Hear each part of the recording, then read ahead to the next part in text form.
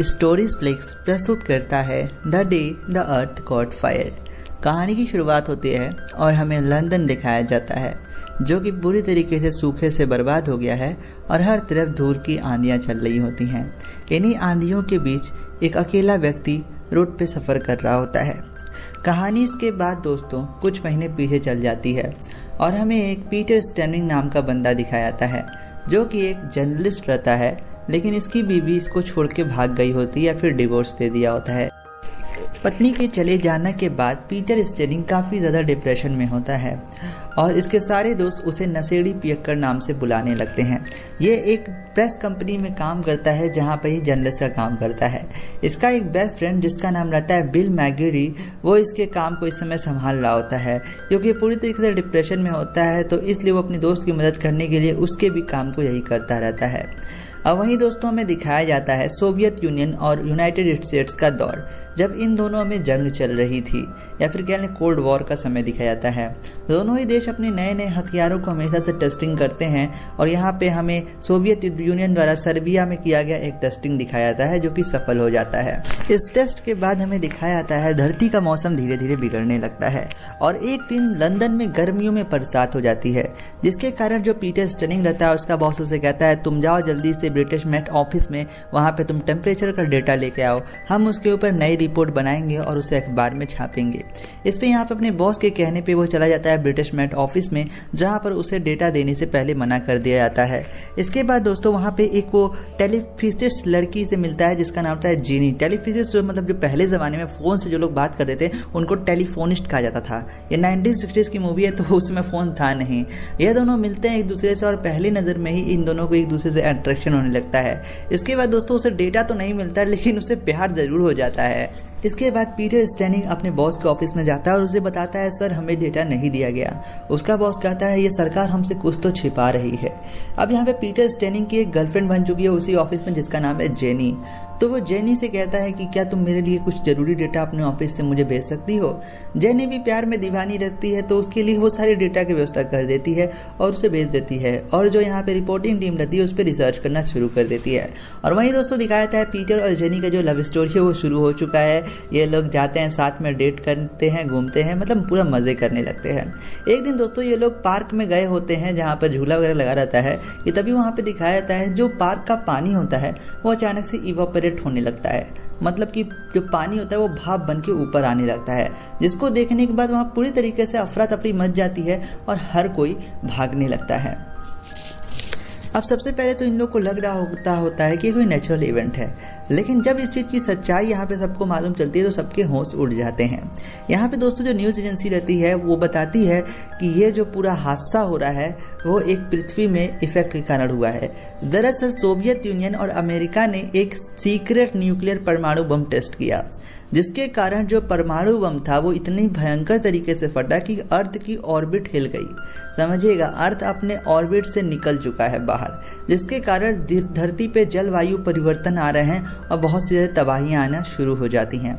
इसके बाद Peter staining और उसकी जो गर्लफ्रेंड रहती है जेनिंग, ये लोग एक दिन रात को सेक्स कर रहे होते हैं और अपने कमरे में धूम धड़का करने लगे हुए होते हैं कि तभी सुबह का टाइम दिखाया जाता है वो पूरा शहर ही उस दिन खत्म हो गया होता है। हालांकि आंधी इतना तेज आया होता है कि खड़े खड़े गाड़ियां भी उड़ गई होती हैं, लेकिन इन लोगों को मालूम नहीं चलता। अब यहाँ पे पीटर स्टैनिंग रहता है, वो जल्दी जल्दी जाता है यहाँ पर अपने ऑफिस में और पता करने की हुआ क्या है। तो वहाँ पर उसका बॉस उसे बताता है ये एक टॉप सीक्रेट इन्फॉर्मेशन है, मैं तुम्हें बताता हूँ। धरती अपने इक्वेटर से 11 डिग्री खसक चुकी है, जिसकी वजह से क्लाइमेट चेंजेस हो रही है और हमारी धरती शायद अब सूर्य की तरफ खींची चली जा रही है, जिसके कारण जो गर्मी है वो धरती बढ़ती जा रही है।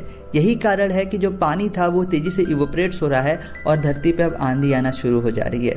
थोड़ी दिन बाद दोस्तों दिखाया जाता है धरती पे एक बहुत भयंकर सोलर तूफान आता है, जिसके कारण सब कुछ यहाँ पे तहस नहस होने लगता है। अब यहाँ पे हर कोई धरती परेशान हो चुका है और पूरी धरती पे सूखा पड़ने लगता है। अब यहाँ पे हम दिखाता है गवर्नमेंट क्या करती है। गवर्नमेंट यहाँ पे एक स्टेट ऑफ इमरजेंसी यहाँ पे इम्पोज कर देती है और कहती है जिसके पास जो है वो वहाँ रुक जाए और सबको अपना पानी और खाना अपने जिम्मेदारी पे अपना जुटा लो। इसके बाद दिखाता है लोग शहर छोड़ के जा रहे होते हैं और यहाँ पे वैज्ञानिक रिसर्च में लगे हुए होते हैं कि क्या किया जाए कि लोग बच जाए। और यहाँ पे वैज्ञानिक ने एक तरीका निकाला होता है। वैज्ञानिक कहते हैं कि अगर हम एक परमाणु बम को धरती के विपरीत दिशा में फोड़ दें उसी पावर के साथ, तो हो सकता है धरती अपने इक्वेटर पे दोबारा से वापस में आ जाए। अब यहाँ पे ये सारी चीज़ों को लेकर दुनिया में बहुत ज़्यादा विरोध हो जाता है। कई लोग कहते हैं कि भाई बम फोड़ दिया जाए, कई लोग कहते हैं बम नहीं फोड़ा जाए, जिसकी वजह से लोगों में यहाँ पे प्रोटेस्ट और मारामारी शुरू हो जाता है। लेकिन यहाँ पे सरकार के पास कोई और ऑप्शन ना होते हुए सरकार वही करती है, और अब जो धरती की हालत वो बस से बदतर होती जाती है। अब यहाँ पे आखिरी जो छोर रहता है, सरकार अपने दोनों बम को यहाँ पे डिटोनेट कर देती है अपोजिट डायरेक्शन में। अब यहाँ पे अगर ये बम फूटा तो धरती इक्वेटर की तरफ जा सकती है, और अगर बहुत ज़ोर से फूटा तो धरती ख़त्म भी हो सकती है। तो दो चांसेस होते हैं। अब हमें दिखाया जाता है मूवी का वही शुरू का सीन, जहाँ पर एक आदमी जो कि पूरी तरीके से हताश होकर गर्मी से एकदम तड़प कर जा रहा होता है, और यहाँ पे वो मतलब वो पीटर स्टेलिंग ही रहता है। अब यहाँ पे दिखाया जाता है आखिरी सीन हमें पीटर स्टेलिंग अपने पुरानी वाइफ और बच्चे से जाके सबसे पहले मिलता है और उनको अलविदा कहता है। यार पारिवारिक प्यार तो प्यार होता है। इसके बाद वो अपने सच्चे प्यार जेनी के पास जाता है और अपने दोस्त मिल मैग्री के पास जाता है, जहाँ पर बिल के साथ और जेनी के साथ ये चारों मतलब जो रहते हैं, बिल की पत्नी और इसकी गर्लफ्रेंड, ये चारों इस आखिरी शाम को साथ में बिताना चाहते थे। और दिखाया जाता है पृथ्वी की तबाही शुरू होने में सिर्फ 14 सेकंड बचे हुए हैं, और हमें दिखाया जाता है इन 14 सेकंड्स में ये सब आपस में साथ में रहते हैं और कॉफ़ी पी रहे होते हैं। और वहीं यहाँ पर हमें प्रिंटिंग प्रेस में दिखाया जाता है, यहाँ पे प्रिंटिंग प्रेस में 2 तरीके के अखबार छापी जाती है। एक में लिखा होता है वर्ल्ड सेव्स और एक में लिखा रहता है वर्ल्ड डूम्स, मतलब कि एक अखबार जिसमें लिखा गया था कि दुनिया बच गई आज, और एक अखबार में लिखा गया दुनिया ख़त्म हो गई आज। अब यहाँ पे इसी सस्पेंस के साथ यह मूवी ख़त्म हो जाती है। मतलब जो परमाणु बम फूटा, क्या उससे दुनिया बची या नहीं, ये इस मूवी में नहीं दिखाया गया है। अब आइए समझते हैं दुनिया बची कि नहीं, ये मैं आपको बताता हूँ। दरअसल दोस्तों ये मूवी 1961 में हुई थी लॉन्च, और जब सोवियत यूनियन और अमेरिका परमाणु बम को लेकर बहुत ज़्यादा पगला से गए थे, तो उसमें एक मैसेज देने की कोशिश की गई मूवी में कि ये जो 2 अखबार आप देख रहे हैं ना, ये दोनों अखबार आपके ऊपर डिपेंड करता है। अगर आप परमाणु बम बनाना नहीं बंद करेंगे तो दुनिया ख़त्म हो जाएगी, और अगर परमाणु बम बनाना यहाँ पे ख़त्म कर दिया तो दुनिया बच जाएगी। तो यहाँ पे ऑप्शंस के तौर पे छोड़ दिया गया, और उस समय इस मूवी का बहुत भयंकर क्रेज़ था, अपनी ज़माने की काफ़ी सक्सेसफुल मूवी रही, और इसके बाद परमाणु जो होता है प्रोग्राम्स पे बहुत ज़्यादा असर पड़ा था 1960s के दौर पर।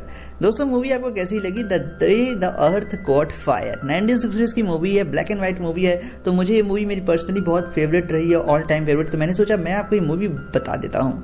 आपको मूवी कैसी लगी कमेंट बॉक्स में जरूर बताएं, और भी ऐसी वीडियोस को देखने के लिए सब्सक्राइब और चैनल स्टोरीज फ्लेक्स।